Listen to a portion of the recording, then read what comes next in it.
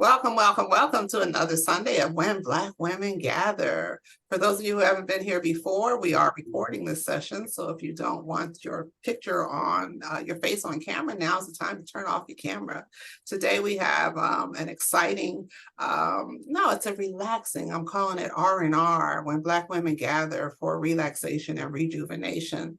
And we're going to start out doing some chair yoga with my good friend Sharon Lopez. And she's going to lead us in a program that she developed. I see a few Howard folks on here. Sharon is also a Howard woman, so yay, yay. And then we will conclude with a conversation with Tamara, who just came back from a personal solo trip for a milestone birthday over to Egypt. So hopefully you will be inspired, and in both from both exchanges. Both of them, relax your mind and relax and rejuvenate your spirit. So with that, Sharon, it's all yours. I'm going to put you on spotlight, and you all just turn off your, please turn your sound off and pay attention and follow her instruction. Thank you so much. Thank you, Helen. Thank you for this opportunity to be with the group of powerful women, especially at this time of year, holy days, and just all the energy, expectations for the new year. A lot of emphasis on finding joy in this season, and sometimes it's hard to find. So today we're just going to center ourselves and go within, because that's really where the joy is, that's where the power is, that's where the kingdom is. And just it's simple. We're in our chair, something you can do at your desk, you can do in the car, but just to be able to get centered and to feel your own energy and use it to radiate out into the world. So welcome, and thank you for the opportunity. Let's just start sitting up straight in a folding chair is good. I'm in my office chair. Any seat where you can have your spine lifted, and it's the idea of like you're reaching up out to the top of your head, right? So just sit with your feet flat on the floor and have your hands resting on your thighs, on your knees. And again, just kind of grounding, feeling your feet in the ground, on the floor, going down into the ground, feeling your sits bones pushing down into the chair, which helps to lift the spine and lift the chest and lift the top of the head. So feeling and sitting comfortably, take a moment to close your eyes if you're comfortable with that. And let's begin to center ourselves and turn our attention within. We do that by focusing on the breath. So just take a moment now, a few moments really, to tune into your breath. Don't change it or force it or do anything with an effort right now. Just close your eyes and tune in. And just notice how the breath is moving in the body. Take the breath in through the nose and let the breath out either through the nose or your mouth, whatever comfortable. And take a few good deep breaths now. Now we're going to put a little bit of effort into it and imagine breathing in from the soles of your feet and taking in energy from the earth and bringing it all the way up through the legs and the thighs and all the way up through the torso and up to the shoulders and the neck, and filling the face with this energy and the skull. And then imagine letting the breath out, and imagine it just shooting up, spraying up through the top of your head. And let's do that again. Let's start from the feet, breathe in from the earth, taking in oxygen, noticing, feeling how the breath and the energy is moving through your body. Bring it all the way up to the throat area, and all the way up to fill the head, and then just let it go. It's like a waterfall, like sparkling light waterfall coming up and out through the head and surrounding the body. That's the energy field that surrounds the body. So we want to clean and clear and open that as we rest and relax. And let's do a couple more deep breaths like that. Breathing in, all the way up to the top, and letting go. This time when we take the breath in, after we take the breath in, let's let it out with a sigh. So take the breath in, fill the body, fill the head, and let it go. Don't be afraid to use the sound. The sound helps to release and relax the nervous system. Let's do it again. This time, let's think about the breath coming in through the top of the head. Breathing in, taking energy and light and filling the whole body up and noticing how the breath is moving through the body. Are there any stuck areas? If so, just send the attention there and loosen that up. And then let the breath out through the mouth and down through the feet.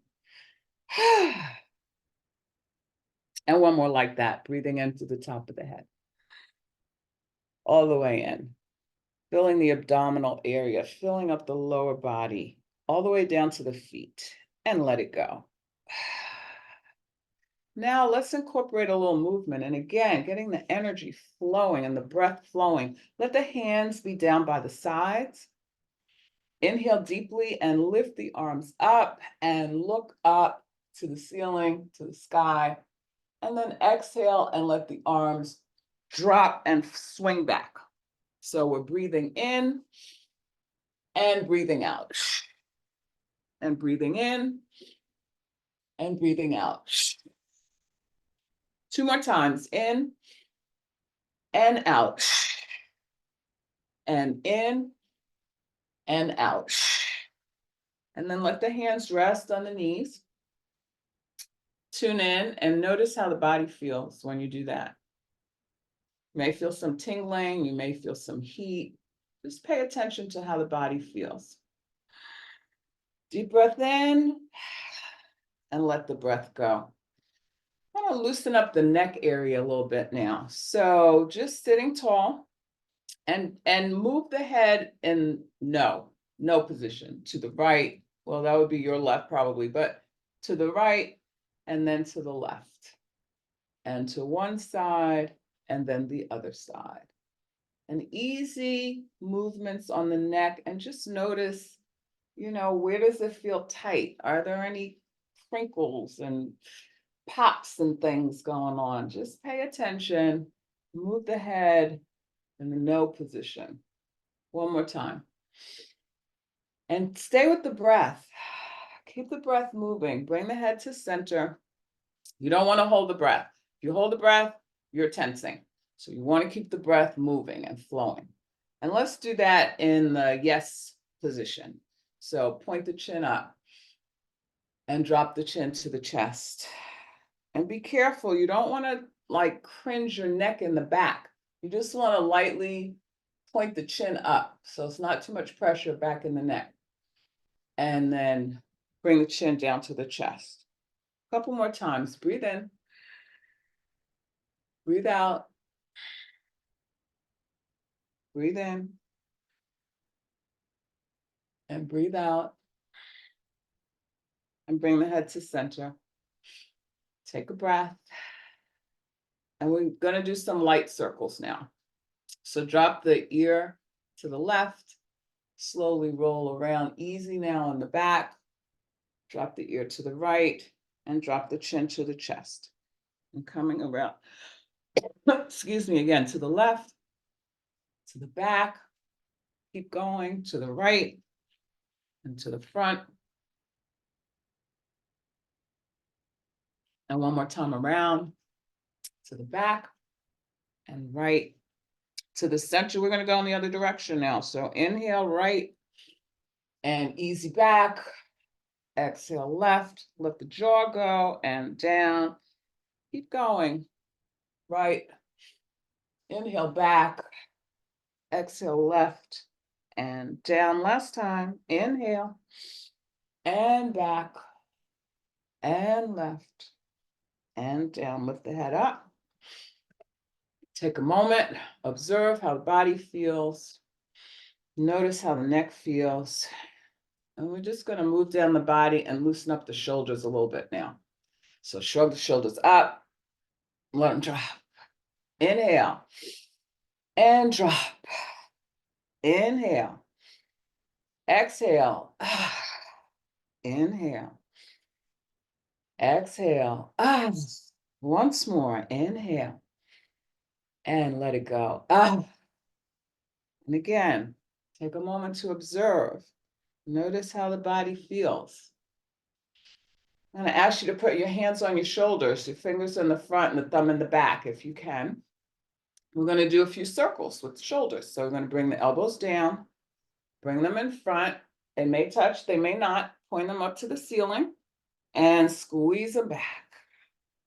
Inhale, moving forward, elbows touch, pointing up. Exhale back, and down. Once more, inhale and lift, and squeeze and back. And again, don't be afraid of the sounds. Nobody can hear you.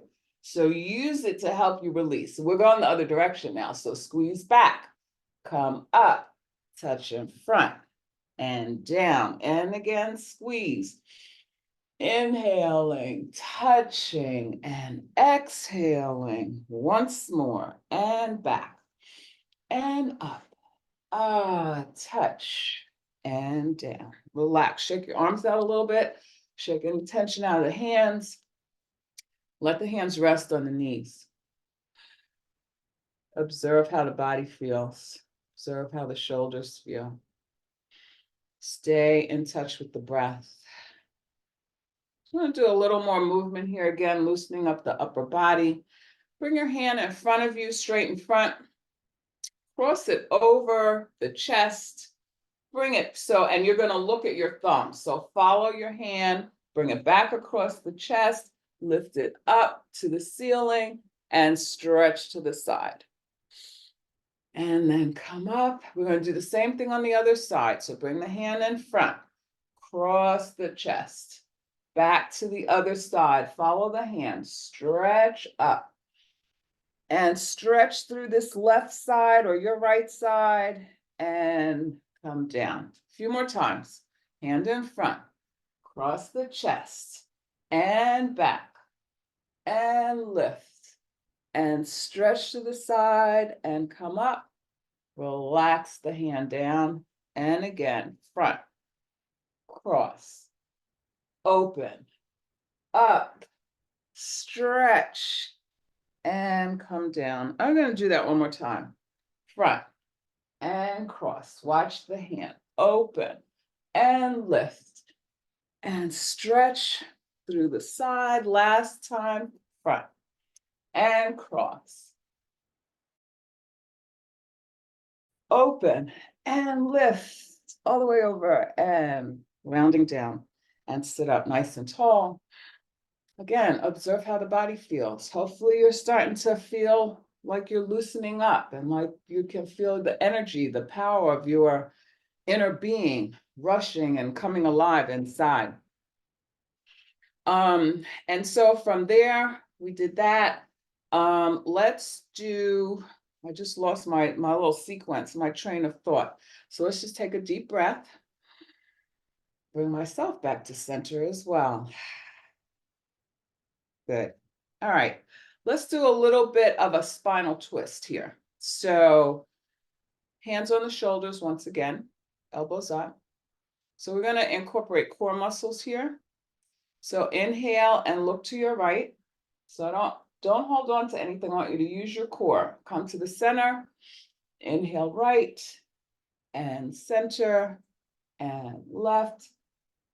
Whichever side you're doing, it may not match what I'm doing, but just go from one side to the other. A few times, do a twist and come to center and twist. A couple more, come to center, inhale and exhale, inhale and exhale. Last time, stretching to the side, opening up the spine and come back to center. Let the hands rest. Deep breath in.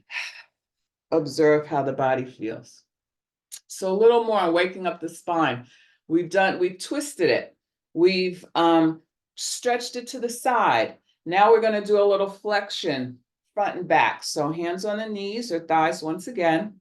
Inhale, lift the chest and squeeze the shoulders back. You can even tilt your head back if that's comfortable. So it's inhaling And then exhale, you're gonna round the back and roll the shoulders forward and really have the spine rounded in the back.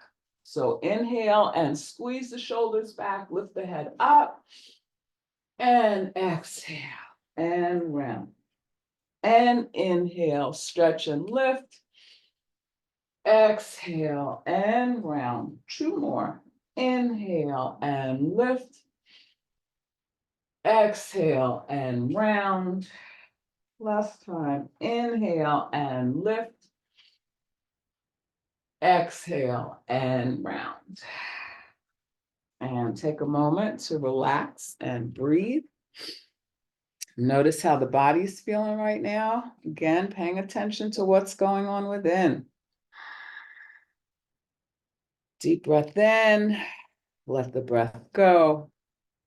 Breathe in. If you do yoga, you may recognize that that's a version of the cat-cow position. So let's do a little bit to get in touch with the lower body. So you may, if you're at your desk, push back a little bit, or wherever you are, stretch your leg. Start with your right leg or left, whichever. Stretch it out so the heel is touching the floor. And you can lift it up a little bit too, if you just to feel that stretch in the back of the leg, that forget what they call that nerve that goes all the way up, but it's also a happiness nerve. Like, it's really good to keep that flexible. All right, so let's rotate the ankles. I don't know if I can be seen here, but yeah, you can't see my feet.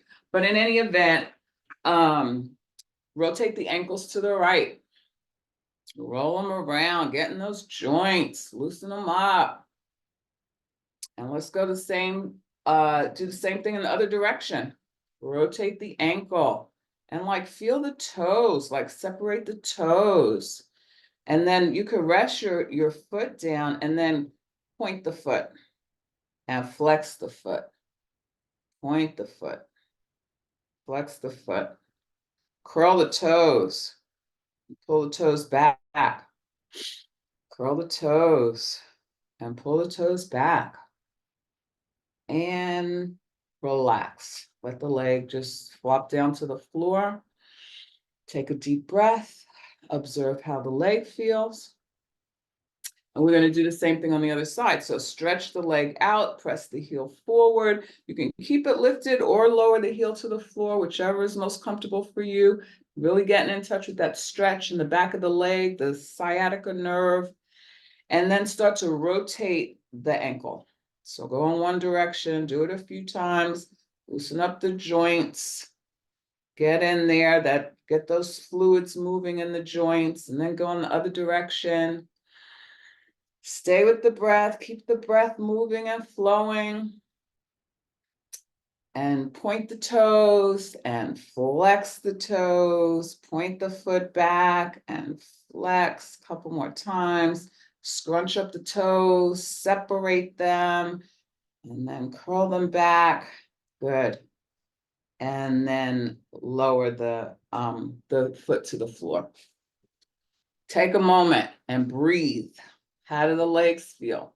Does one feel different than the other? The body's never like each side is the same. So just get in touch with where your body is and how it's feeling right now.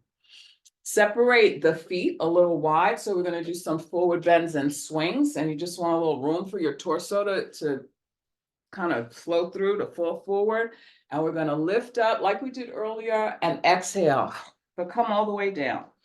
Inhale. Exhale. Inhale. Exhale. Inhale. Exhale. Once more. Inhale. And exhale. And slowly come up. Don't want to rush too quickly and lifting the head up. And again, centering. Tuning into the breath. Relaxing. Letting go. Now, I'd like you to cross one leg over the other. So the ankle rests on the knee. And one hand's on the knee, one hand's on the ankle. And again, just rotate the ankle and the toes in this position in one direction a couple of times and in another direction. So we're going to stretch forward. We're going to lean forward here. And again, feel the stretch in the hips and the thighs, the backs of the legs. So one hand on the ankle, one hand on the knee. Inhale deeply, lift the chest up. Exhale, lead with the chest and come forward. Come forward as far as you can so you feel the stretch in that hip area. Hold it and breathe. You want to just hold it. And then let the relaxation flow in and see if you can inch yourself down a little bit more and feel the stretch. Relax the shoulders, relax the neck. Breathe deeply, lead with the chest. Can you come down a little further? And relax. One more time, breathing in. Exhale, leaning forward. Just go as far as you comfortably can. Just get in touch with where your body is today. Slowly come up. Sit nice and tall. And then I want you to so if you have your right leg on top, put your left hand, cross it across your body and put it outside the knee. And from here, let the hands meet. And we're just going to inhale and open up the chest. Open up as far as you comfortably can. It's like you're pressing your heart up to the sky, to the sun, to the heavens. Inhale. And exhale, bring the hands to meet. And inhale, stretch up. And exhale, relax. And inhale, stretch up. And exhale, let it go. Last time. Inhale, stretch. And exhale, release. Sit up nice and tall. Observe how the body feels. Again, notice the different sides. Do you notice the difference between how the side that you just stretched may feel a little different than the side that you haven't stretched yet? So just get in touch with that. Breathe deeply. Let it go. And then just relax that leg down. And we're going to do the same thing on the other side. So inhale deeply, cross the foot over the opposite knee. Sit up nice and tall. Got one hand on the ankle, one hand on the knee. Pressing up through the spine. Inhale, lead with the chest, lead with the heart. Open the heart, fold forward. Come until you feel something. When you feel it, stay there for a minute. Breathe into it. Breathe out. Tell that part of the body to relax, to open up, to let you in. Take another deep breath. Can you come down a little further? Leading with the chest, leading with the heart. Noticing how the hips feel. And one more time. Let the breath go and fold forward. Come down as far as you comfortably can. And feel the stretch. And relax. Drop the head and slowly roll up through the spine. Imagine you can just roll up through all the different discs in the spine, just coming up slowly. The head is the last thing to lift. And like before, we're just going to use opposite arm, opposite knee, stretch it over across the knee. Let the hands meet. Inhale, stretch up, open the heart, look up. Exhale. Inhale deeply. Open and stretch. And relax. One more time. Breathe in.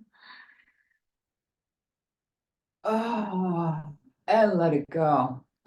Release and relax. And then uncross the knees and sit up nice and tall. And notice how the body feels. And we're going to just take a few minutes now to do a body scan.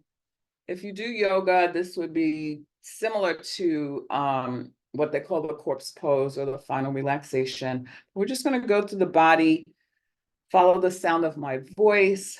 When I mention a body part, you don't really have to move it. You want to get the attention, you want to focus from within. So we're going to start, let's start with the feet. So just notice, pay attention to the feet. Notice how they feel. Feel the toes, all 10 toes. And just tell the toes to relax. I'm relaxing my toes. I'm relaxing the soles of my feet and the tops of my feet. Keep the breath flowing. Imagine a wave, like a wave of relaxation or a wave of light moving up the body as you follow my voice. Relax the ankles, the ankle joints. Relax the calves and the shins. Feel the knees. Relax the knees. Be aware of the thighs, the largest muscles in the body. Relax the tops and the backs of the thighs. Breathe deeply into the hip and the pelvic area. Relax that part of the body. Feel the breath move deeply into the abdominal area and relax the abdominal area. Feel the breath moving up through the torso and the rib cage, relaxing the muscles. Imagine the muscles between the rib cage, between the ribs. And just go deep in and relax that part of the body as well. Draw the breath in to the heart area. Relax the heart area. The front of the heart and also the back of the heart. Just imagine opening up the back of the heart and relaxing that part of the body. Bring the breath up and relax the shoulders. And feel that wave of relaxation flowing down through the arms, into the hands and the palms, and into the fingers, relaxing the hands and the fingers. Draw the breath up the arms and past the shoulders. Come to the neck, the throat area. Allow that part of the body to completely relax. Breathing deeply, let the breath flow up and to fill the skull, the head area. Relax the brain. Relax the mind. Relax the eyes, the backs of the eyes. Relax the jaw. A lot of tension can be held there. Let it go. Take another breath and feel the skull, the scalp, rather. Imagine you could feel every hair follicle open, relaxing, breathing. Imagine an inner smile through the body. Can even come onto your face. Notice the relaxation we get just from a smile. And stay with the breath. Stay with these feelings, scanning the body, observing the body. And then take a few moments to just observe the breath.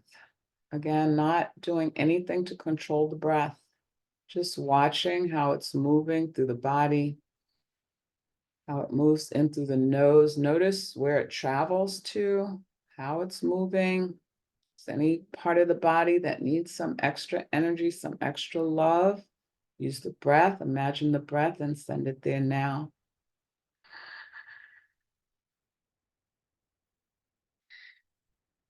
Now relax the mind, empty the mind. Know there's a lot going on in our lives, but this is our moment, our time to rest, relax, forget about the external world. We're dealing with the power, the creativity, the energy within. Any thoughts enter the mind, Just observe them. Don't get involved. Don't go down the rabbit hole. Just let them float by like a cloud.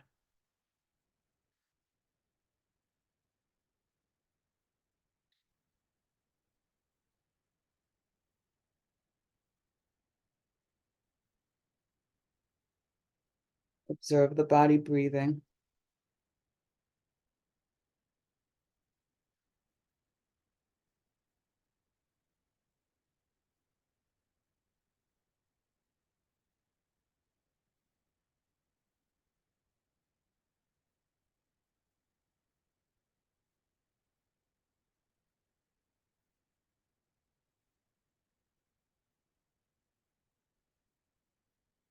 Bringing the awareness now back to the fingers. Just start to move the fingers a little bit. Just roll the fingers. Do the same with the toes. Just wiggling, bringing awareness back to the body. Take a few deep breaths. Inhale, stretch and yawn like you're just waking up from a good sleep, a good nap. Breathe. And let it go. Namaste. It's been my pleasure to guide you on this journey. I'm wishing peace, love, and light for the holidays, for today and beyond. Thank you, Helen. And if you have questions, Helen, if there are a couple of minutes or I'm happy to stay. Yes, absolutely. Thank Okay. you. I had to wake up. Yeah, as I was doing it, I certainly was feeling like I need to be doing, it's hard to get up out of bed in the morning. And I have a friend who's in her 80s and she is as agile and spry. Yeah. She says, you can't just jump up, Helen, you got to stretch first. Yeah, there's a whole bed yoga thing we could get into one day. Oh, well, that's what you and I need to do. And as I was watching this or doing this with you, I'm thinking, I can do this. I can do some of this in the morning. But yeah, so thank you. That was wonderful. Anyone want to share? First of all, can we unmute and just thank Sharon for giving us her time? Thank you so much, Sharon. That was wonderful. Good. Yeah. Thank you, Sharon. Thank you. That was great. I enjoyed that. You know what? I don't know if it's supposed to do this, but it made me sleepy. Oh, it kind of takes you to where you are, and Right. sometimes you need to know, you need rest and you need to honor that. Yeah. I mean, Yeah. let me say, when I was practicing for this, coming up with a routine, I was yawning so much. I was like, please don't let me do this class. So don't worry about that. Yeah, what's the reason for that, if I may ask? I was kind of... You're releasing tension, one, and you're getting energy deep into the body, which you may not have experienced lately. So it was a wonderful feeling. Thank you so much. Welcome. My pleasure. Does anybody have any specific questions for Sharon? You can mute if you're not talking at this point. Does anybody have any specific questions for Sharon? Just go ahead and unmute and ask the question. No questions, but I just want to say thank you. It was excellent. Good. Well, Helen, whenever you call me, I'm there. Well, we appreciate it. And congratulations again on the new life coming into your world. Sharon shared with us beforehand, she's about to be a grandmother. So she's really excited about that. And on that note, I'm going to say thank you so much. Now remember, ladies, one of the purposes of today is for us to, it's Christmas time and we spend a lot of time taking care of other people, and all women, but certainly Black women, we forget to do self-care.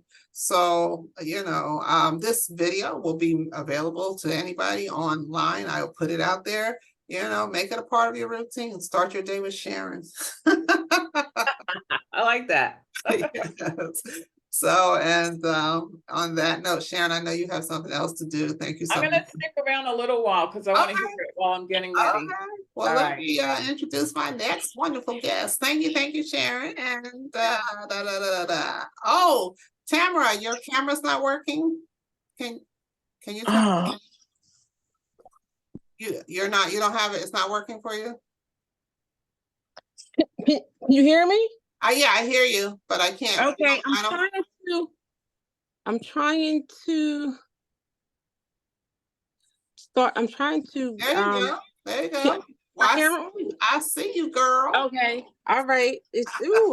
I've been working on this. I was trying to get in that exercise as well. As you said, that self-care, rejuvenation and all that is needed with this yoga. So I was happy that this was on today, and I wanted to take part in it. But yes.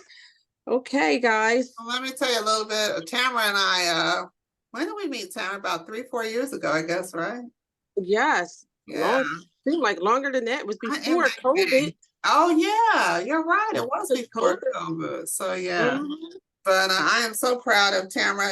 Do you want to share with them your milestone? What year it is? It's up to you. Yes. 55 double nickels. Nichols. I remember that year. But I'm so proud of Tamara because she wanted to do something special to celebrate herself. And I appreciate that she didn't wait for other people to do it with her. She just said, I'm going. So Tamara, you went to Egypt. So tell us why Egypt and tell us why, what was special about this birthday for you. Just whatever you want us to know, just share. Okay, you had touched on it a little while ago when you were stating about taking care of others and as Black women how we're always doing for others, whether it's for our communities, for our biological families, or just people that are in need in general. So my grandmother I was very close to my grandmother, which most of us are. We're our grandmothers, our ancestors, they pretty much raised us. So I have, my grandmother, she had dementia, which was very hard. And anyone that takes care of or, close to your relatives when they go through this, it's very trying. So she did pass in June of this year. But I have been grieving her for such a long time since the dementia has set in, and when she passed, I had already was planning for this birthday, which 55. Every year I go somewhere and I do go alone. This year I did choose Egypt. Last year I went to Prague. So I'm always, going places and I'm not waiting for anyone, as Helen State. Because if so, things don't happen.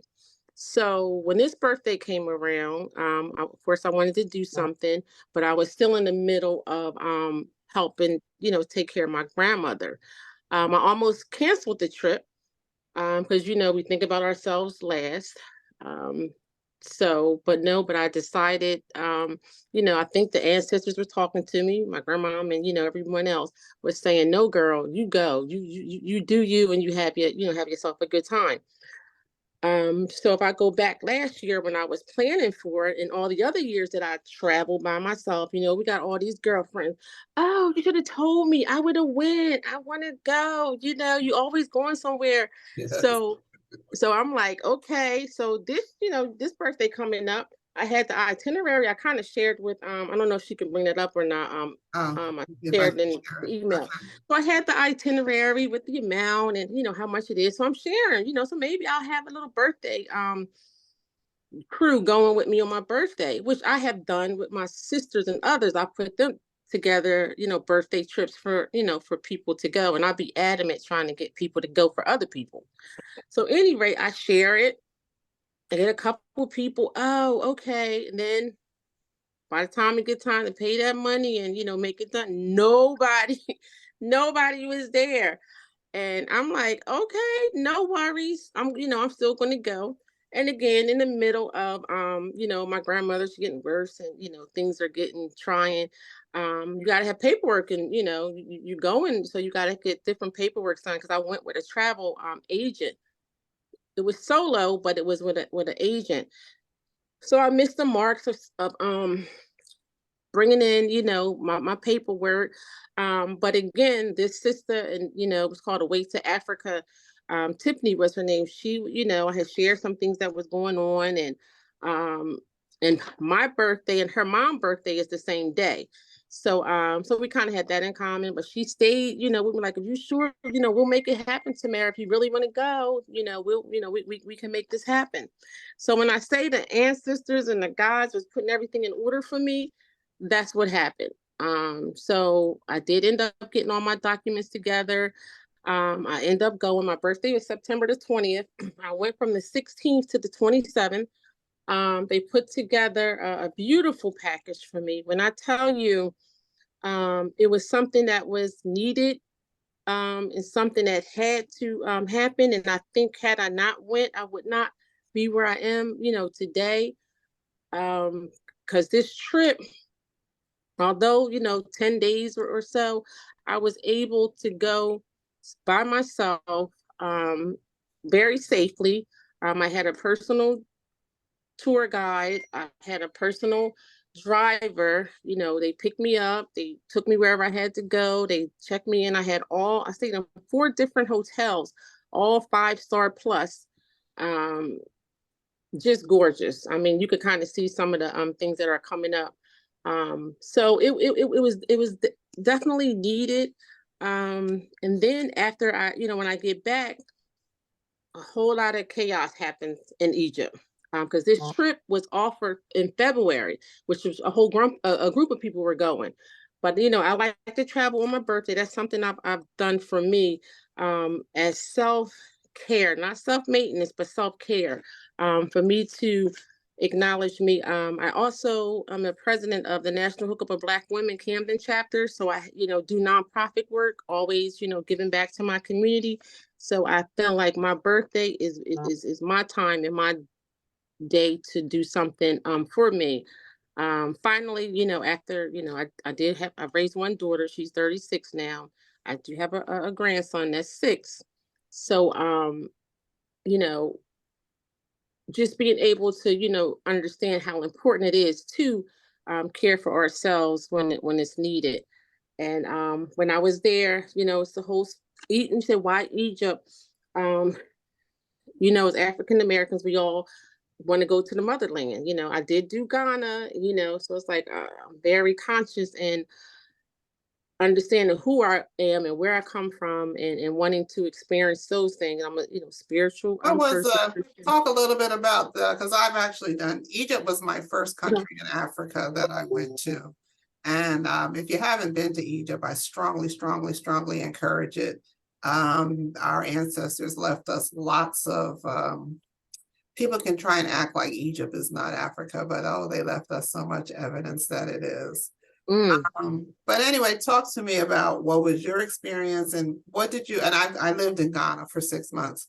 And, of course, the slave trade comes from West Africa, not North Africa. So do you have a feeling between the two of them? Do you have a preference? Did you have a different experience in each? Well, a difference. They're different like night and day.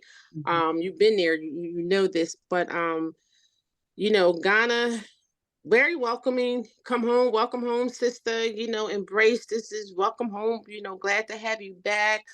We loved you. This is where you come from. I did the naming ceremony. You missed that as a baby, but we're going to make sure you still get that experience. So they were very, welcoming as to, where we came from and what, where they are now and what they've been through. Both sides, you don't realize that how it's difficult for them as well, having us come here and then them being still not say left here, but there to deal with the type of racism and stuff that's there. One thing I would say about Ghana too was so shocking, or I don't know what to say, shocking, that here it is, here in the States, like us with our natural hair and wanting to be connected to our roots. But when you go there, it's like weaves and all of this, that's what took me out. Like holding you the airport, like, what is this? Where are we? Am I in Jersey or am I in Ghana? Where am I at? So that was shocking, first of all. So that was the thing with Ghana. Egypt, of course, you're looking for us. you're looking for traces of us. You looking, we strong Black women, we're looking for that. And it's not there. It's not there. But when I did get a Nubian guide. So, I'm looking for that and I want to go, those places. But of course, they're far, they tuck off. It's kind of not something you can kind of like maneuver and get to. But the other traces are there. When you go to the pyramids, when you see the things in color, you see us. It's color. It's clearly color. Now, when Alexander the Great came in, he came and did his thing. But we are there. You feel it. It's like, okay, yes, we are here. And then you look in their faces too. They're even their, the lighter faces. You can see some of us in them. So it's like I'm searching. I'm seeing certain things as well. So how did you hook up with your Nubian driver? Was that through the company you use, or you contracted with them on your own? No, the company did everything. Okay. I had been in contact with Away to Africa, Tiffany, and they do this tour. She's from Africa. The whole, they're from Africa and they do everything. Tanzania, you name it, they're everywhere. So that's important for them. He didn't take you to meet the other Nubian people. And as I'm talking to you, I'm thinking even when I met Nubians. So the difference between my two experiences, I felt that I did meet Nubians when I was in let me say that I stayed in Egypt for a month. So I was planning to live there for 18 months, but that's a whole nother story that we'll talk about. I stayed for the whole month. And the Nubians were very happy to see you, and we're very clear that there were prices and whatever for us and prices and whatever for other folks, and they were very welcoming. And after that, I went to Senegal and I'm in the 7 countries. I felt that the most genuine welcome that I received was probably in Egypt.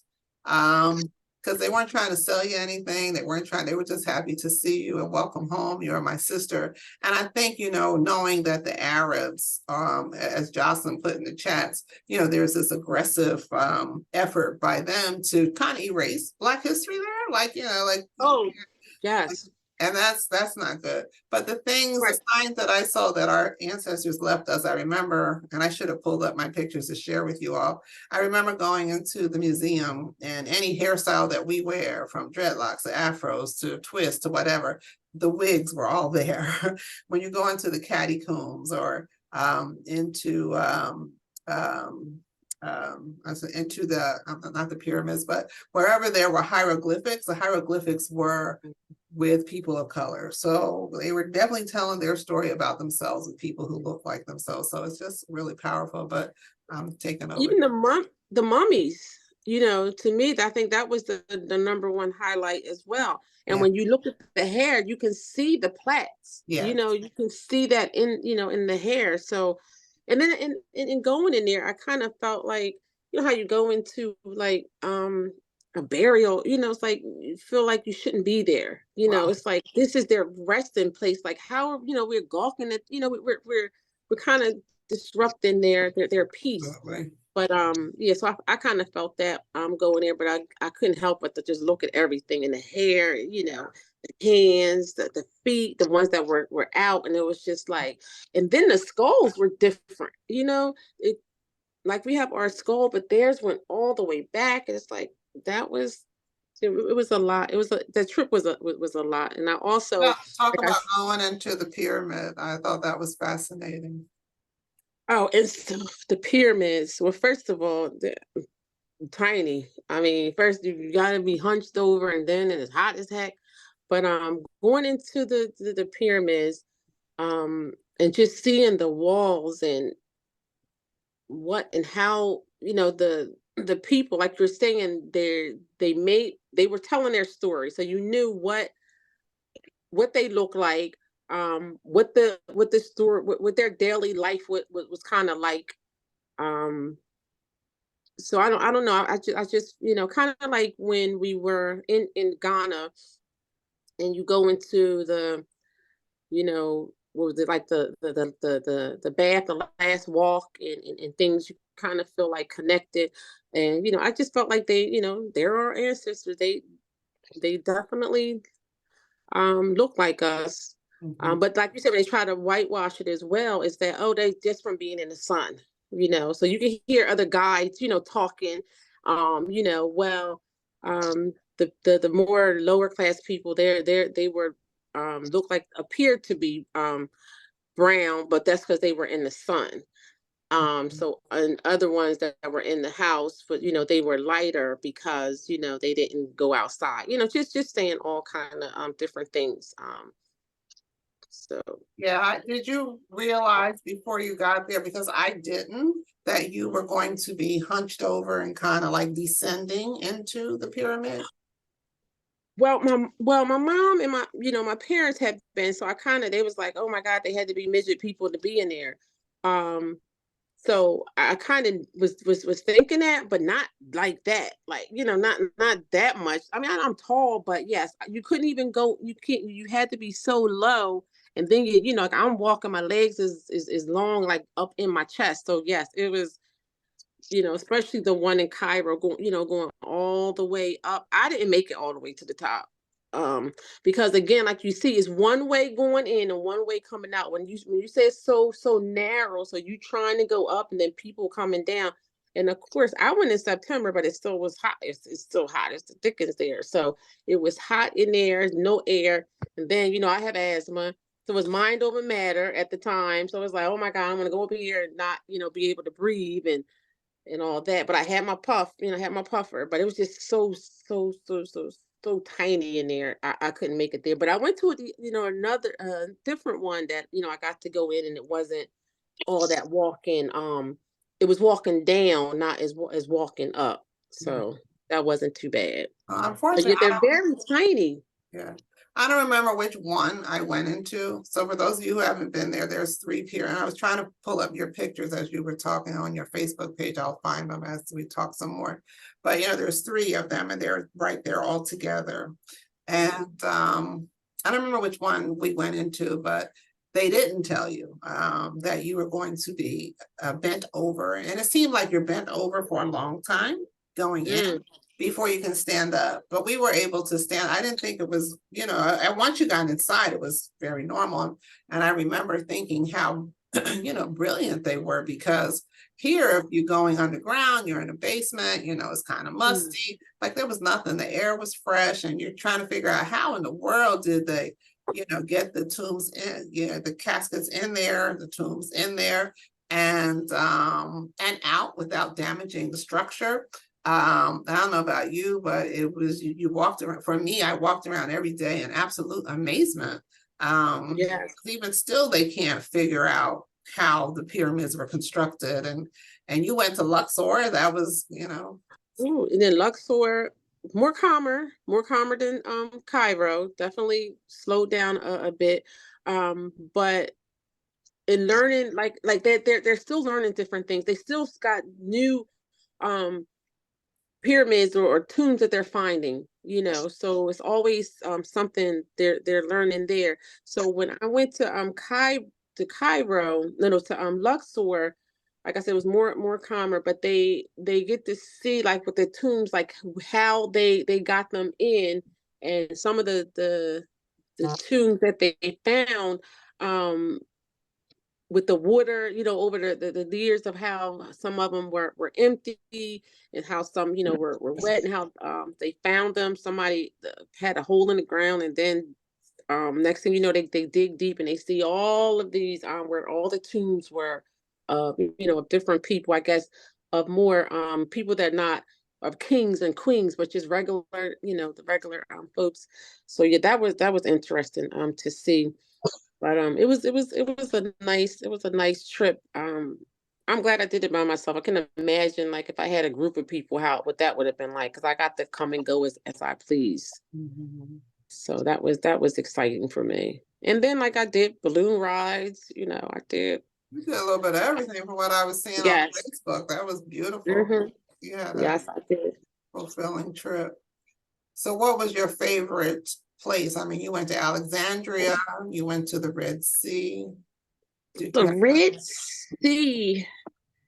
I would still say like Cairo. The pyramids was exciting. But the one thing that I would say that was the highlight of my trip was seeing the mummies. I would have to say. But then when I went to I kind of go in between.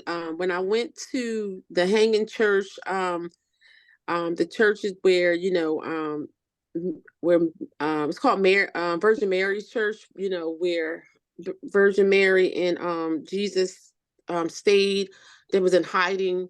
Then we got to go down where they were hiding. We couldn't take pictures there, but it was like where they were hiding, and so it was like very spiritual. And again, this trip was supposed to be all of that for me, and which it was. So that was the one part that I enjoyed, the spiritual part of it, and learning is being that close to where baby Jesus and Mary was at the time. So yeah. But I mean, I enjoyed the Red Sea. The Red Sea, Moses, he's part of the Red Sea. I got to go scuba diving. I had all these nice, pictures of me scuba diving. And so with me going by myself also, I had, photographer. I have a whole layout with me doing all, everything, like the pictures with me in bathing suits on the beach, new scuba diving, the balloon ride, all of that was just one trip that I was very needed, and I felt that I had to do it, and I'm glad that I did. If I hadn't, like I said, I was supposed to go in February, and in February that's when all heck broke out, and they had a shooting and all of that at Pompey's Pal. So I was there like days before that. Where are you at on this picture here? That's the Red Sea. Okay, beautiful. Yeah, that's at the Red. I have like a whole layout, a bunch of pictures of me walking laying on the beach, off the beach, bathing suit on, Right. cover up on.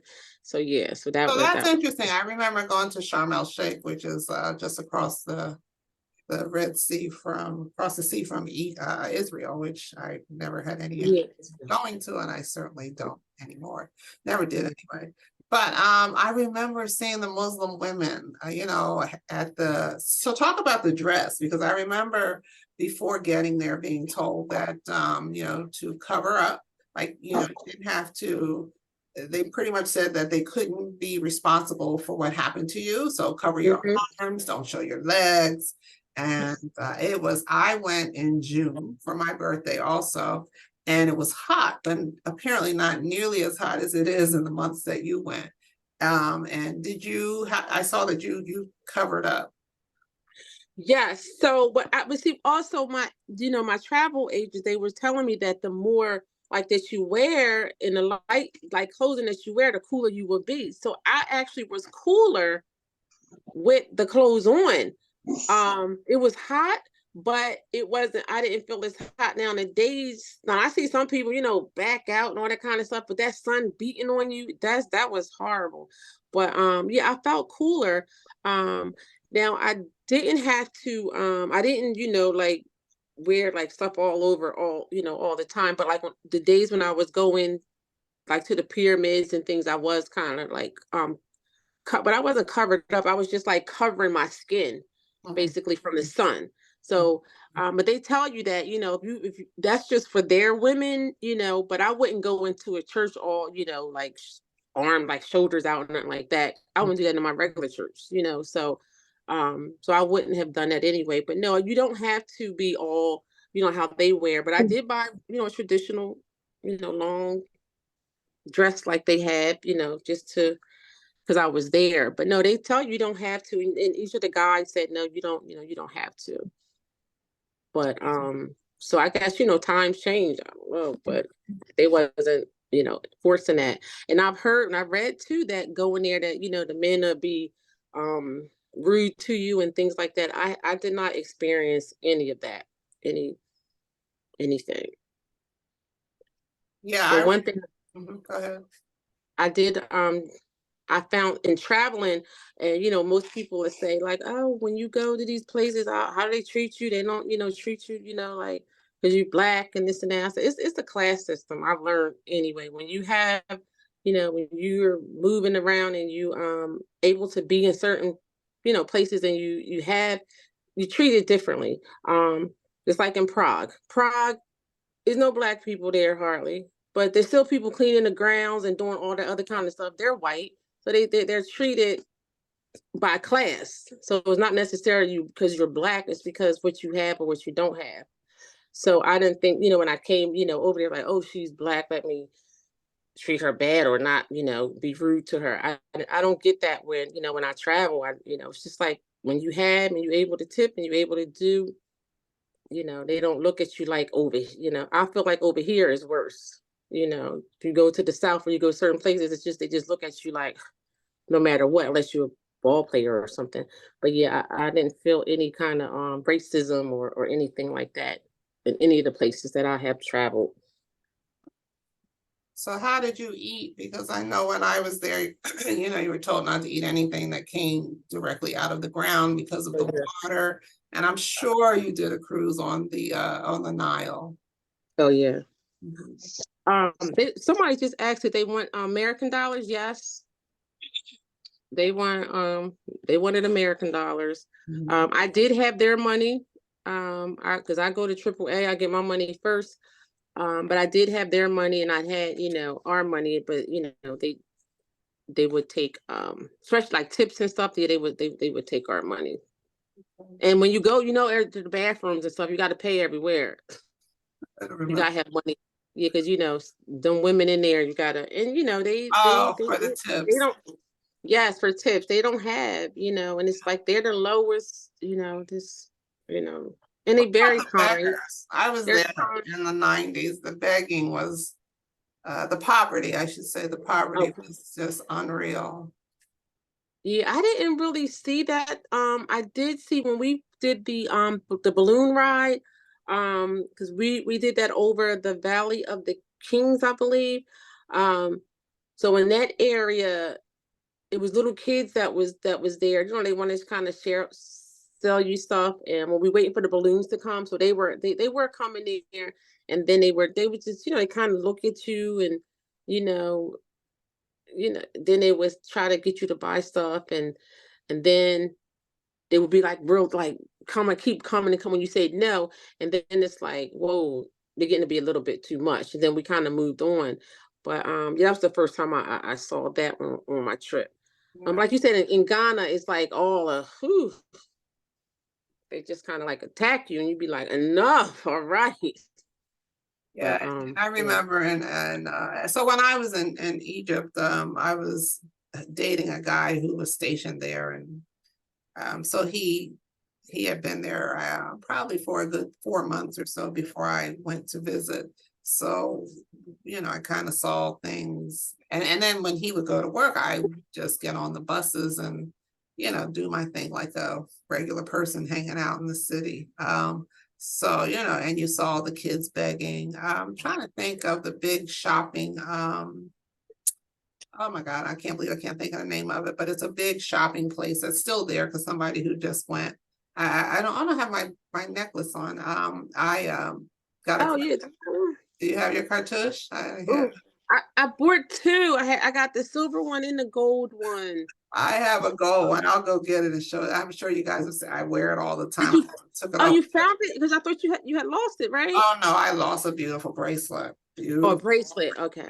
Yeah, but my cartouche, which the guy who I was with bought it for my birthday, and I think he paid like $70 for it. And I bought cartouches for, everybody in the family, some gold, some silver, whatever.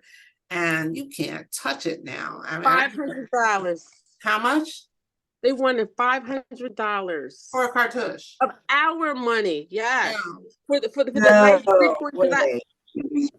Yeah. Because I had one, my parents went. I had a nice thick one, and I just saw a picture that I had it on. Nice, with the thing at the end, thick. Yeah. and they didn't pay like $70 to $90.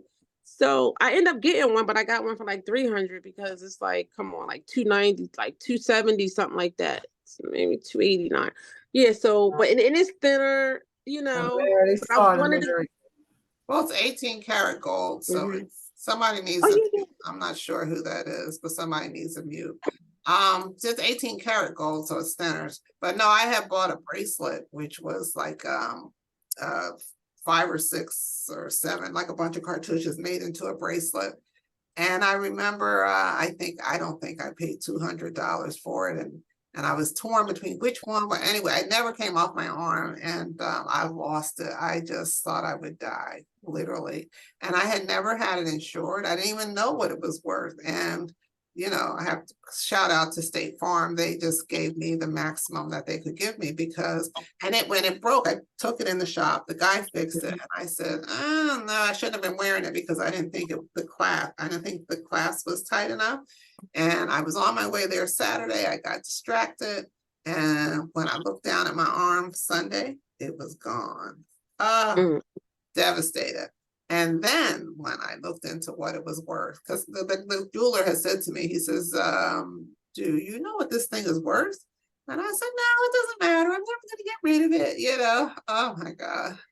So anyway, so I still have my bracelet and I still have some other jewelry. I mean, I still have my necklace and some earrings and some other stuff, but I don't have that anymore. But yeah, I can touch anything over it now. I mean, certainly not whoever found my bracelet, I hope they realized what they found.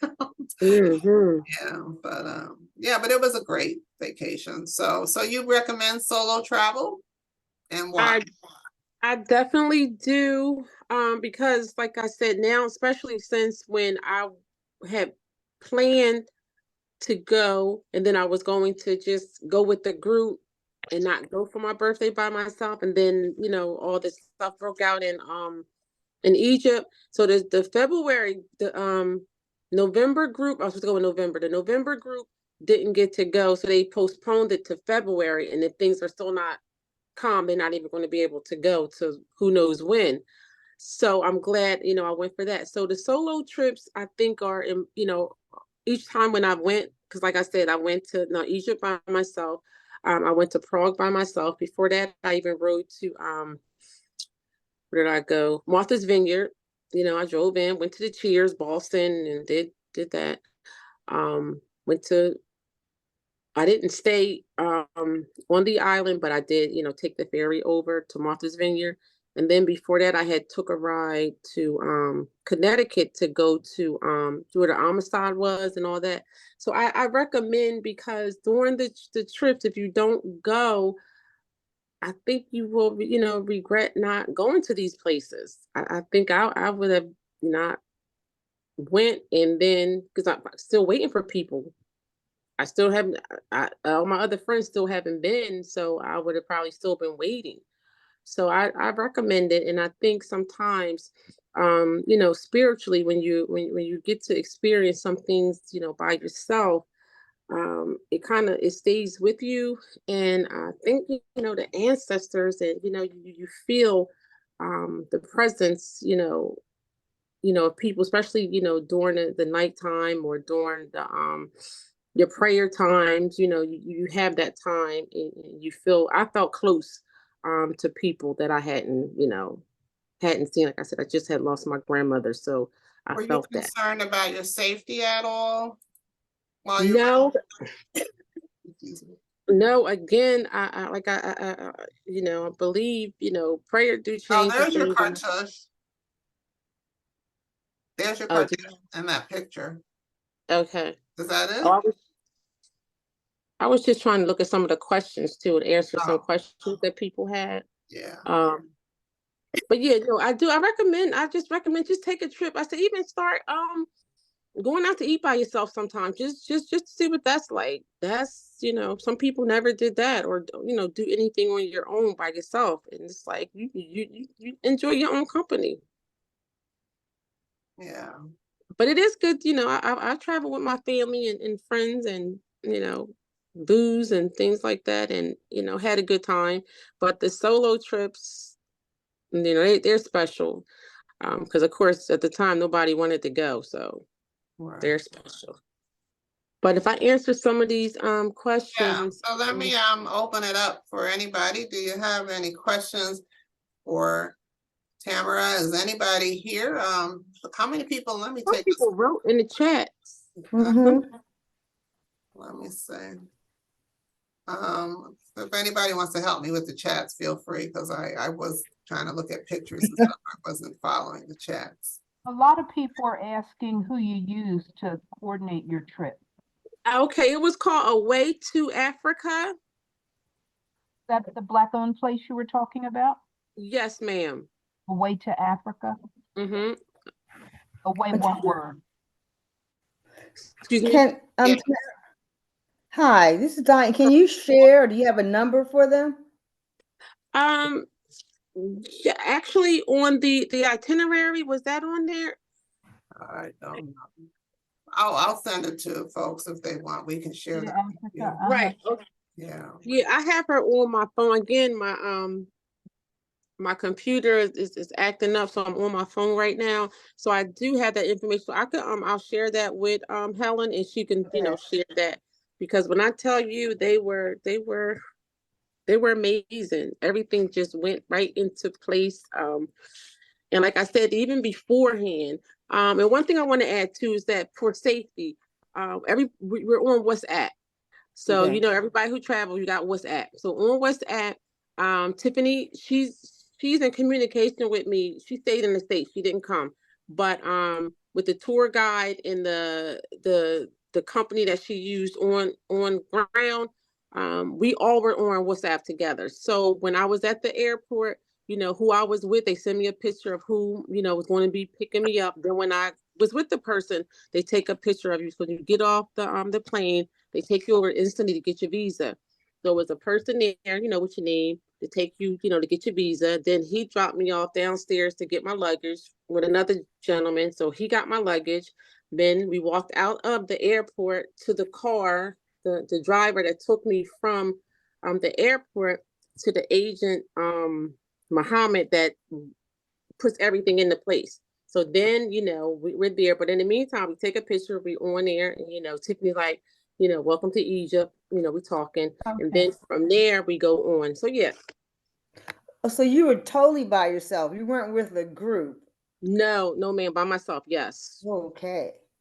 Wow. Lola, you have a question? Yes, I do. Mhm. Thank you so much, Tamara, for this presentation. Yeah, It was beautiful. I was wondering about how you reacted to the people that you saw with their hair straightened or with whatever attachments or wigs and stuff like that. Did you talk to anybody about it? I'm just wondering about their reaction. She said that was in Ghana. That was in Ghana, Lola. Right. Yes, in Ghana. Well, in Ghana, when they had what? I'm sorry. When they had the weeds and the not natural hair. Oh, not now. No, I did not. I didn't know. I didn't say anything to them. I just looked and was just kind of shocked. All that long, straight. Well, hair. it's like they take stuff from us. I mean, I'm from Nigeria. Mm-hmm. When I was coming up, school, and I think Justin even noted in the chat that school kids wear their natural hair. In school, you wear your natural hair throughout, and they would even dictate what style natural hair to wear, different weaves every week, every different braids every week.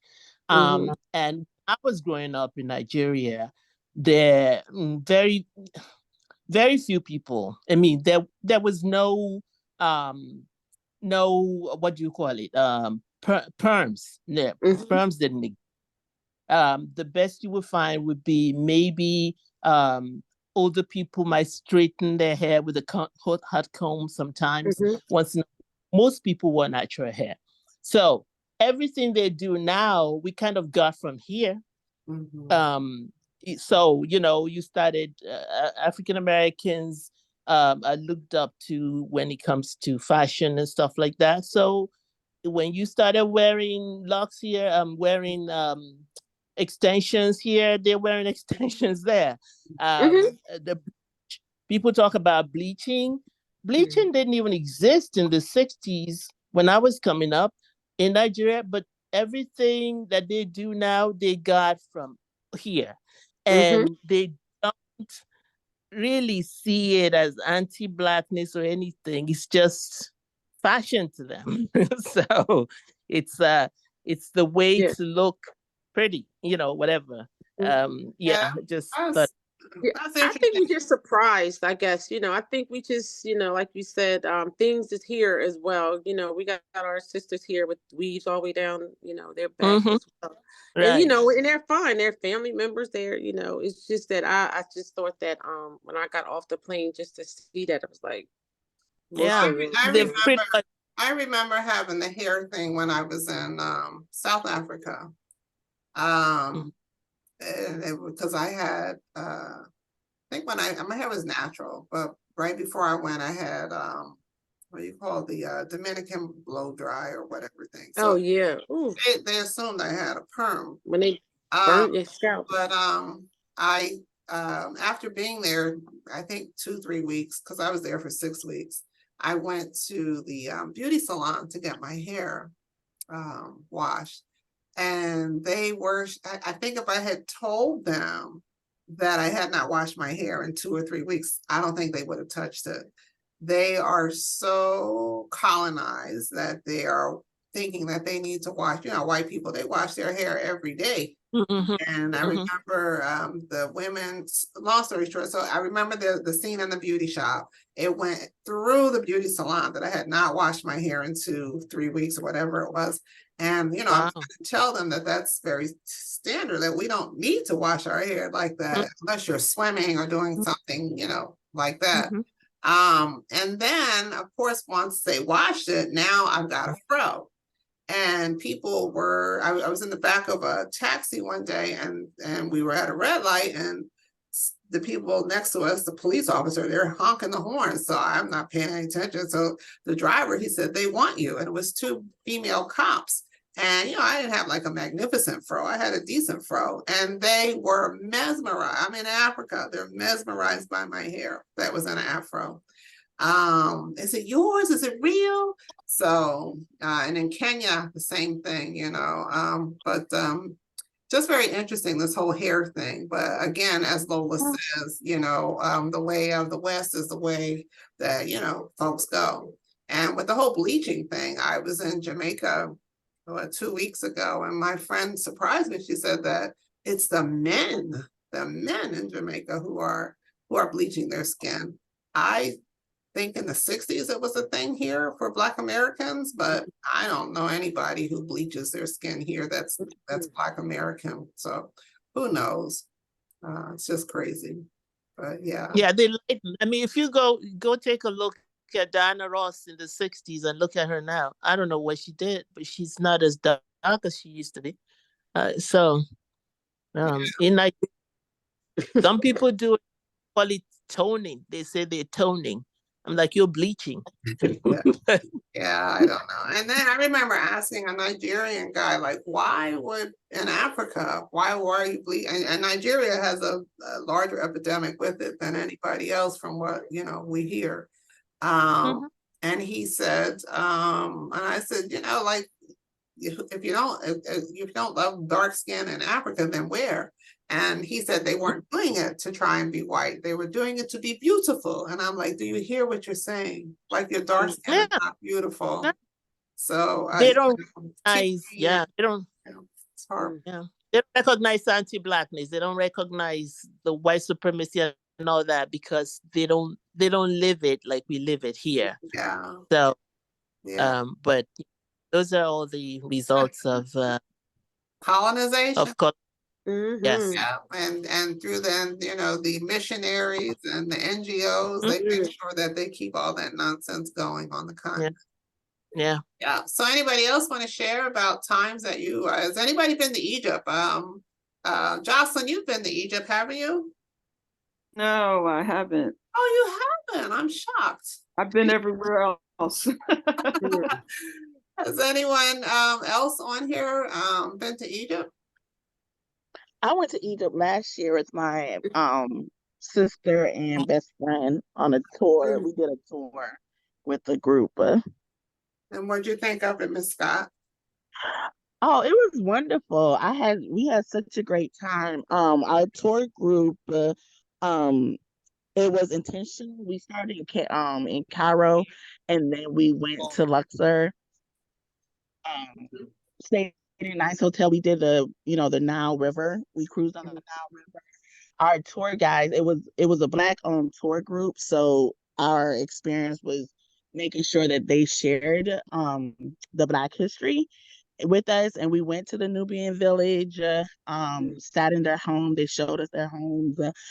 So it was such a great experience. I definitely recommend. It really blew my mind. Like, it changed my thought process um about Egypt, and as well even about Africa. So we're using that same tour guide to go to Ghana and everything, because they travel specifically to Africa to share the knowledge, and to just disproof, or to the owner of the company. He was on the tour with us, so his whole mission is to dispel what we've been taught here in America about Africa. Yeah, you definitely want to have a Black experience when you go to any of these countries. Otherwise, why go? Yeah. Yeah. So I don't know if you can see it, but this is the cartouche. And Yeah, we did that. Yeah. a really good size. And this Oh was yeah, that's a nice one. this was in the 90s, Mhm. and I paid like $70 for it. No, I didn't pay for it. It was a gift. But seriously, I don't even know. You said, do you pay? They're up to $500 now? Yes, for one like that, yes, that would be about $500. Yeah. So Yeah, it was. I Yeah. got I'm And the we did silver the one. work too. going to Costa So Rica next week. My friend told me, leave your jewelry at home. So I will. Because this is a lot. I mean, I have and also on the same chain. I mean, I bought earrings, I bought cartouche earrings, cartouche bracelets, the Nefertiti earrings, I bought all kinds of stuff. But it was just that affordable. But that was in the 90s before gold went crazy. Hey, did you remember? I remember being in Cairo, Tamara, and in the morning, they pray 5 times a day, and you hear Oh that. my goodness. Hear that. Yes, the rugs come out. But you hear the hum in the air. Like, no matter where you are, you hear the hum across the city. Yes. Because all the mosques, do. people are praying. So yeah, interesting. Even in the airport, they got the rooms in the airports. Yeah. Well, they have to pray every 5 hours. I don't know what it is. I forget. Let me not pretend that I know, because I don't.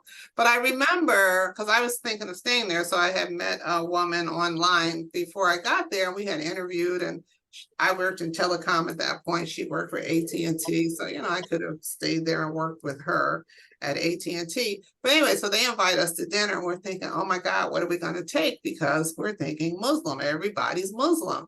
And, so you can't take pork, you can't take wine. Like, we didn't know what to take. And I don't even know what we ended up taking. But it was crazy, because when we got there, they were anything but Muslim. They were Arabs. And they had wine, and they had pork, they had all this stuff going on in the house. It was just funny. So, and I remember her saying to me that, Egypt has is famous for the best belly dancers in the world. So everybody is not Muslim. So I personally did not wear I tried to cover up. I'm like, I didn't wear Daisy Dukes or anything like that, but it was possible for me to not wear to wear covers all day. So, I remember the women there, they would be in the Muslim women, they would be in all black. I mean, it's burning hot. They got on all black, and all they had out was their eyes, and even their hands were covered. So I would be riding the public bus, and some of the women, you could just see in their eyes, they were looking at you like, oh, you're so lucky, you know, or whatever. You could just see. And then others were looking at you with just like absolute disdain, like, you know. But you know, it wasn't a requirement of the country. I would not visit a country that required that I, you know, cover up. I just wouldn't go. Like, I will never see Saudi Arabia or anywhere like that, because, you know, I don't want to disrespect their customs or their culture, and I'm not going to do that. I'm not going to dress that way. So, but I just remember having that experience, and, you know, like the women wanting to talk to you. But I also found that when I was in Ghana, you know, I think women in other countries see American women as these free spirits who are, you know, the captains of our soul and whatever, and our destiny, and don't, you know. So I would find that when I was in Ghana, I would meet women, and by the second or third time, they're like telling me their life story, and I couldn't understand why. And then I realized it was because, you know, here I was, a single woman, you know, no children, traveling alone, and that's just unheard of, right? You know, because it's all about having babies and why aren't you married and that kind of thing. So I had to share with them that we have the same struggles with our men that they have. I think the difference is in Ghana, you know, the man, he's going to come out on top, whereas here it's a 50-50 deal. And even some of the people there who were not Muslim, they were still understanding and accepting of their husbands having, you know, more than one wife and other children. And it was just very interesting. And the whole tribal thing, I think somebody mentioned that. You know, I'm working, I'm just thinking everybody's Ghanaian, and the Ghanaians are really, you know, dealing with each other from a tribal perspective. So it's just very interesting. And we have tribes, we just don't call them tribes. So it's a thing. Exactly. But yeah. Yeah, our tribalism here is based on race. Oh yeah, we got tribes. I ain't gonna say we don't. Yeah, we just don't call them tribes. Yeah, the white, the black tribe, and the But even brown in our tribe. Black Yeah. communities, we have tribes, you know, light skin, dark skin, you know, college Yeah, educated, all this crazy stuff we got going on we too. learned the best. Sadly. But anyway, ladies, Tamara, thank you so much for your time, sharing your experience with us. And I have to say, I also do solo travel, although I am hearing now that we should be more careful, because I think so many people are, they're seeing on the internet that a lot of women are traveling alone. And they say where you think nobody's watching you, they are. So be very careful. I'm actually leaving Saturday for Costa Rica and going solo again. But yeah, so it's a matter of just being mindful of your surroundings. I don't care where you are. I don't care if you're in Costa Rica or Egypt or New Jersey, you know, you got to be careful about, you know, what's happening around you. So before we let Tamara, messing up your name, Tamara go, does anybody have any questions for her? I'm going to take us off spotlight. You asked a question before. I don't know if Tamara addressed it about the food situation. How did you eat when you were there, Tamara? Or what were you eating? Well, I don't eat meat anyway, so you know, just the vegetable salads.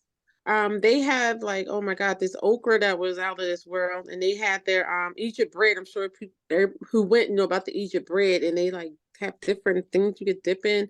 But I will say, I did get, I don't know what vegetables or something and I'm only was in restaurants. I don't eat on the side streets. Got a little, my stomach was a little messed up.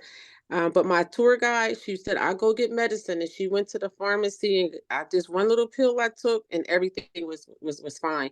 But yeah, I just ate fruits and vegetables, salads. But like I said, you stay in like the hotels or, you know, the restaurants, and not off the sides places. That's what they warn you against. But it still got me somehow. So I guess it's a hit or miss. But it was only that one time, and once I took that pill, that's why I said this trip was perfect. I had no complaints. So that I think one of the saving graces for Tamara is that she was in obviously top-notch hotels. Mhm. And very wise not to eat off of the streets because you will get sick. And even the Nile, I remember them saying like, don't even put your foot in the Nile. Don't let the Oh, water, yes. yeah, Yeah, because the can't let water, the water, because it's full of what's the little things that get into your body? Parasites? What are they? Parasites? Paris, Yeah, is but it there's a name, it is a something parasite. else? Piranha? No. Mm-mm. No, it's something that's in the water. It doesn't affect the Egyptians because they're used to it. Their bodies are used to it. Our bodies are not. So they tell you don't even let your foot, don't touch. And I remember driving, and as you're riding along the Nile, you'll see, somebody in the Nile is swimming and frolicking and having fun. You drive a little while longer, somebody else is washing their clothes in the Nile. Mhm. Somebody else is fishing. Animals, Just, yeah. just interesting. The whole thing with the How Nile. about the dogs and stuff there, the cats? Yeah. So I don't that was remember. another thing. You remember seeing, I saw it was like the dogs, a lot of Sickly in the looking. areas where you were visiting, like some of the tombs, that it was animals there. I mean, they treat them nicely, but they Sick. just was there. But I see Mhm. that in a lot of countries, sickly cats, sickly dogs. So it's poverty. It's not Okay, yeah. right. Um, Ms. Smith, you have a question? Yeah, question about vaccinations. Did you have to get a lot of shots before you went? No, not like Ghana. Like Nope. typhoid and malaria? We didn't have to take, nope, I didn't have to get anything. Okay, No. thank you. You're welcome.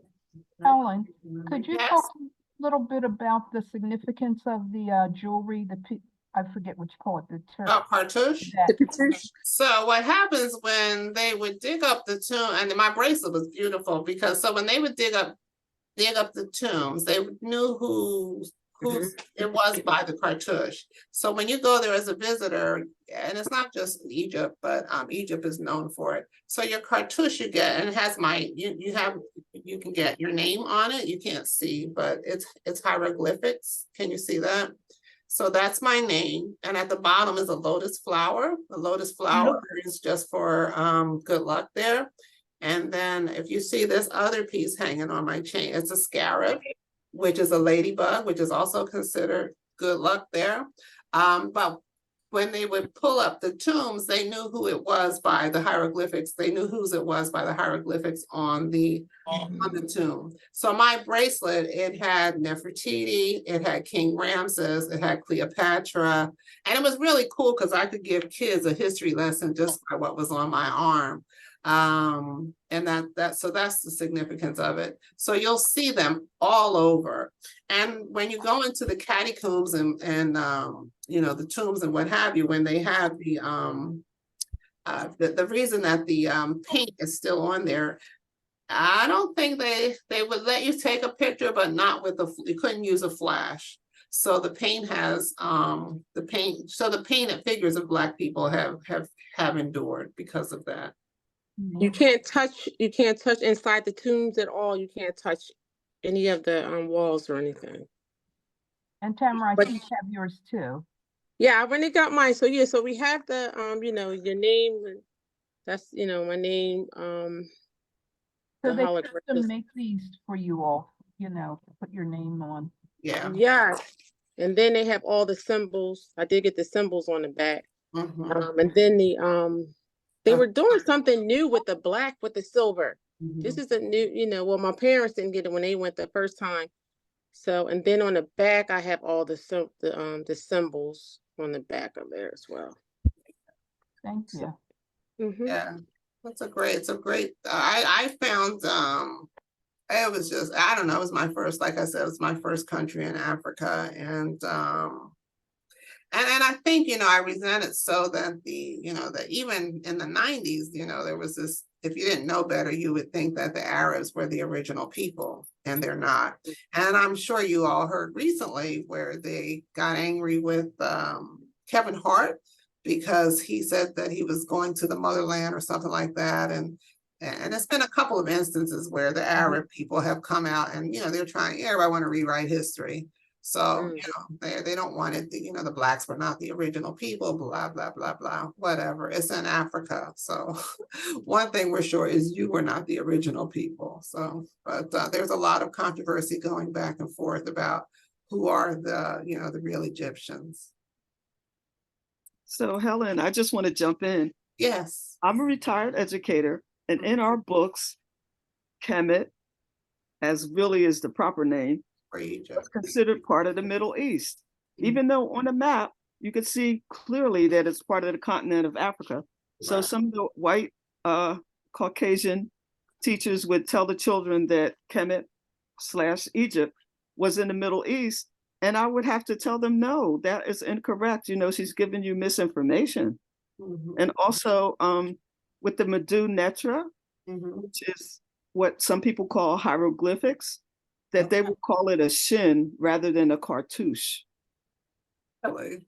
Yes. I've not heard that. Yes. We don't don't call it hieroglyphics because that's Greek. So what was the word you're using that they say instead of hieroglyphics? Shin.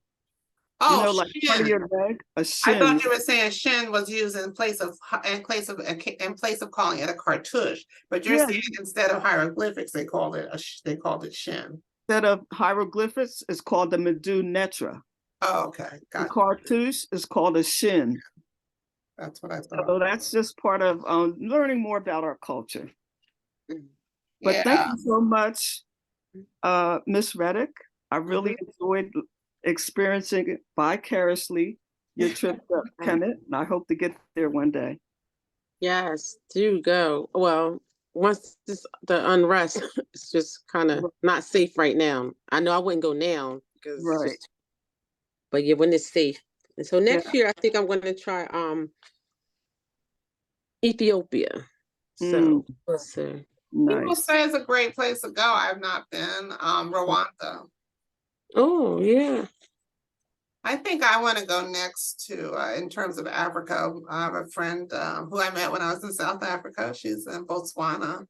Yeah, they say that's beautiful. And Botswana is probably one of, more, it's been free of war longer than any other country in Africa, if I'm not mistaken.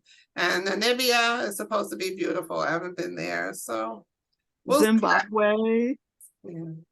The Great Victoria Falls. I don't know why when I was in South Africa, I didn't do more. I just I did I did a lot of South Africa because I was in Joburg and of course I did Soweto and, Pretoria, Alexandria, all that stuff that was close by. And, all the museums. Oh my God, the history there is so rich. And so you went to Cape Town? Yeah, well, I took a bus on purpose because I wanted to see the countryside. So I think it was a 7-hour bus ride from Joburg to Durban. And Durban was like, the Florida of South Africa. The weather was beautiful. The beaches were there, but largest concentration of Indians in the country. So lots and lots of Indian people there. And then I flew from Durban to Cape Town. Cape Town was beautiful, very scenic, on the water, kind of made me think of San Francisco, I think, because all the beautiful houses up in the hills, but also the highest concentration of racism that I experienced while I was in South Africa. Very, very racist, very, very racist. And it's almost like, all the white folks fled to Cape Town, like we gotta get the hell out of here. We on the water, we could dash. But yeah, so I could tell you stories about Cape Town, but yeah, the racism was real, very real. But I could live in South Africa. Why? Because it's like living here. It's like, it's very developed and westernized because of course they did it on free labor like they did here. So, I don't remember lights going out and all that stuff. It was, so it was a good experience in that sense, but very Western in many ways. And don't even talk about, the hair. It just wasn't there. I remember one of my Ghanaian friends said, "Why are you going to South Africa? They're not your people." I'm like, "But," because he's saying you don't come from there. I'm like, "Yeah, we come from West Africa." And he said, "They are African lights." I remember him telling me that. And after me living in Ghana, I said, you know what? I'm African light too. It's just, we just take so much for granted. We take so many things for granted. And, not to say that there's anything wrong with Ghana, but it's a whole different experience than it is to be here. We are African, but our indoctrination is American. And I say that, and just that we take so many things. You don't even think about the things that we take for granted, but it's real. So do you know about the controversy surrounding this young South African pop singer? Yeah. She's calling herself colored. Right. And so they're getting upset because we don't like that term. Well, I remember when I was there, the coloreds, because in South Africa, they have the Blacks, the Indians, the colored, and maybe some other folks too, I'm not sure. But, post-apartheid, all the attention, so the colored people felt, was going towards the Blacks. And they were like, well, what about us? And I'm like, well, why are you still calling yourself colored? Like, identify who you are, right? And but they were very adamant that they wanted to still be called colored. So because they have special privileges. Yeah, of course. Yeah, I'm guessing. So I forget the singer. Does anybody know the singer? I just put it out the other day. I forgot her name. Is it Tyler? Yes, Tyla. So she's a pop artist, I guess, and she's singing. I don't know. I listened to her song. I'm like, okay, this is a hit, but she's getting a lot of exposure for it. It's like that, but it's, I guess the young people are loving it. And she's singing quote unquote Black American type music. But she's calling herself, okay, Raquel says the song is called Water. Is it a hit, Raquel? Because I'm like, okay, she's getting awards. It made the Billboard. I don't know what number. I don't get it. But when she did an interview and referred to herself, Raquel said it's on her playlist. Okay. But she did an interview and referred to herself as colored, which is not an insult in South Africa, but Black people in America, they're like, what? Colored? You don't want to be Black? Well, we don't want to buy your music. So it got a little controversial. But Raquel is still rocking with her. So So anyway, all right, folks, anything else? Because I'm gonna, I thank you so much, Miss Tamara, for, stepping up. I appreciate you. And can I say one other thing though? Yes, of course. About the trip that we took to New Orleans. Yeah. How great of a time we had. Helen put together a trip. So I do like group trips, I want to say. Especially with like-minded, strong Black women, and we had the best time there. And as Helen does with her, her trips, she, finds the different people that's going to be servicing us to be like us as well, and that was refreshing, and that was a good trip. So I only say it to say that I'm hoping that you put something together. Again somewhere, Helen. It was last year this time that we went. That's where we went. Yeah, we went the 16th, right? The 16th. Yeah, my God, it's crazy. I know. That was a good trip. So we need to do some more. Actually, when you were talking about this company, I had talked to a company in Delaware about possibly trying to plan something for us for Africa, Cuba, what have you, because they do, whatever I do, it has to be from an Afrocentric perspective. And my thing is to make it affordable so that more people can, take advantage of it. But I'll reach out to the company that you use too and see maybe we can work something out there. I know I will say it was pricey to those, who like to I like to, clock my dollars also, but sometimes when you get what you pay for. It's your birthday. It's a special birthday. Yeah. You had I'm saying, like, sometimes you can get a cheaper version, but like you said, the hotels won't be, what you want and things like that. So, but yeah, Cuba, yes, I would be down for that. Yeah. So, I was in Jamaica, 2 weeks ago, and I'm trying to figure out how we can do Jamaica and Cuba on the same trip. That would be really cool. So we'll see. Kilthea is probably gonna kill me because we're supposed to be working on this trip. Hi, Kilthea, are you still here? Did you leave us? I'm still here. I'm listening. She's like, all right, Helen. She does. We were just talking earlier, Tamara and I, and she said, you need people to help you. I said, oh, there are people who try to help me. I just, I'm just overwhelmed with stuff. But yeah, so I'm planning that we go to where are we going, Kilthea? Going to Oklahoma, Tulsa, Oklahoma. Yeah, for also a commemoration of Black Tulsa, but for the massacre on Tulsa massacre, but also for Black Rodeo. And that will be Memorial Day weekend. So that I know for sure. And then I just got to play with so while I'm in Costa Rica, hopefully I'll come up with a master plan of what we're going to do for the whole year so that people can pick which trips they want to try and go on. But my thing is to make it affordable, and I don't try to spend other people's money, but I don't think we need 5-star hotels per se, because if we're going to be in the hotel, why are we going away? So you want to be, I don't know how you all travel. That's how I travel. Let's just be comfortable. And let's not be in the hotel. Let's be out doing our thing, right? So that's the plan. But How about Costa Rica? That's a place I've always wanted to go to. so while I'm there, I will definitely, like when I was in Jamaica, I definitely found the place that we will stay when we go to Jamaica. And while I'm in Costa Rica, I will definitely, look into places that, we can stay in Costa Rica. I went to Costa Rica in maybe 99 or 2000. It was before 9/11. I can't remember what year. So this will be interesting to go back. I haven't been back since. You're going to San Jose? San Jose, yeah. Yeah, the last time it was 3 of us, we flew into San Jose, and I don't remember. My friend who was just in Jamaica at the same time as me, she said, Helen, how could you forget? They had an earthquake as soon as we got there. I don't remember it at all. That's something you want to forget.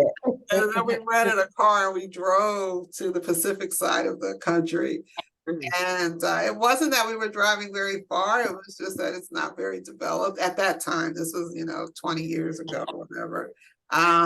But it was interesting. But I don't remember an earthquake. I do remember that we were driving. So, Kia had driven, Kari had driven. So now it's my turn to drive and they're trying to sleep.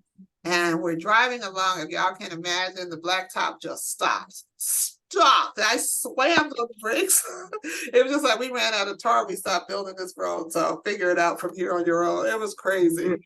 But yeah, so that's the adventures of travel. And that's why I say, there's so much to see the world through travel. And I travel alone so much that I almost prefer it, which is bad. And it's pretty much for the same reasons that Tamara says, because you do what you want when you want, if you want to. And I appreciate that a lot. So now I cruise solo alone. But it's different, right? If you go into places where you know somebody, so you're not really alone, right? I drive alone. I travel solo. I don't know. I don't have to know anybody. I've driven across country 4 times. Really? Yeah. So I'm adventurous. I'm adventurous. I'm a little adventurous. Like I said, I'll cruise solo, and that works well. Oh, I would love to cruise solo. I probably would never get off the ship, just kind of chill. But I just flew to Barcelona and then took a transatlantic back, and that was great. Oh, wow. So you'll have to tell us about that. Yeah, so I say I wouldn't get off because I'm thinking Caribbean cruises, but if I'm in the Mediterranean or something like that, what started me traveling, I was, I finished college in 3.5 years instead of 4. And I could have graduated in December, or I could go live abroad for a semester. And I opted to live abroad, and I lived in Spain. I had never been on an airplane, so my first trip was a 6-hour flight or whatever it was to Madrid. 8 hours. And, and I kept sitting on that plane waiting for all these horrible things to happen that were supposed to happen when you're flying. Nothing happened. And it just created a bug in me. So when I teach, I tell all my students, travel, travel, travel. Yeah, You my don't have daughter to have did the a study in language. Japan. Yeah. Yeah, yeah. You don't have to have a language to go abroad. And I think a lot of people get lost in that. You can, and a guy, even though Spanish was my minor, one of my colleagues when I was in school, he was a history major. And he sparked the bug in me to travel. So when I was finished in 3.5 years, I'm like, I'm out of here. My mother thought, are you crazy? Where are you going? She took me all the way to New York. Never thought I would get on the airplane, but I did. Did you experience racism in Spain? Girl, absolutely. Okay. Yes. Okay. But I was in Valencia. I was in Valencia. There wasn't a lot of the Black folks who were there were primarily Africans who were there selling their wares on the street. And the crazy thing is once they found out that you were American and not African, everything changed. But that doesn't matter to me. They were racist as far as, and I remember I was going to get my credits anyway. I wasn't getting a grade for being there. And I didn't really need the credits even to graduate. I was ready to graduate. And so when I did my final speech, that's what I did it on, the racism in Spain. And I can still see the professor's face because she just couldn't believe I had the audacity to do that, but I did. They have this event, it's called Las Fallas, and they build these huge paper mache figurines all over town. And then on the last day of Las Fallas, they set them on fire, which is crazy dangerous because they're up high and they got the paramedics and the ambulances nearby because they know people are going to get hurt because it's friggin' wood and stuff flying through the air with fire. But you had to see some of them, and I did take pictures of them. You remember the soccer guy Pelé? He was very popular then. Yeah. They didn't, anyway, they had a picture. They had one of Pelé. He was probably as black as my shirt. He had big pink lips with a bone in his hair. There was another one I remember very well of a black nurse, a wet nurse. And this white baby is like plastered on her boob. It was just wow. Crazy. But this was but the other thing too, being young and cute, you had to be very confident in who you were because the men were fascinated with you. Not so much, I think, but you were just an anomaly and they wanted to try it. So it was so bad that I didn't take taxis or anything by myself. I didn't travel alone because I didn't feel safe. If I had not gone to Barcelona, I would probably not have a real positive feeling about Spain. But going to Barcelona, it was a very different experience and I did enjoy it. And hadn't been back, that was in 1982. And I went back in 2014 to Bilbao, which is a whole nother part of the country, because I had a young man in my house who was an exchange student. So I went back to see him graduate. But that was the first time I had been back to Spain since being there in 82. So, yeah. So travel, folks, see the world as much as you can. So Helen, where do you want to go in Jamaica though? For your trip? Where do you want to go in Jamaica for the upcoming trip? Oh, Jamaica. So I was in Montego Bay. And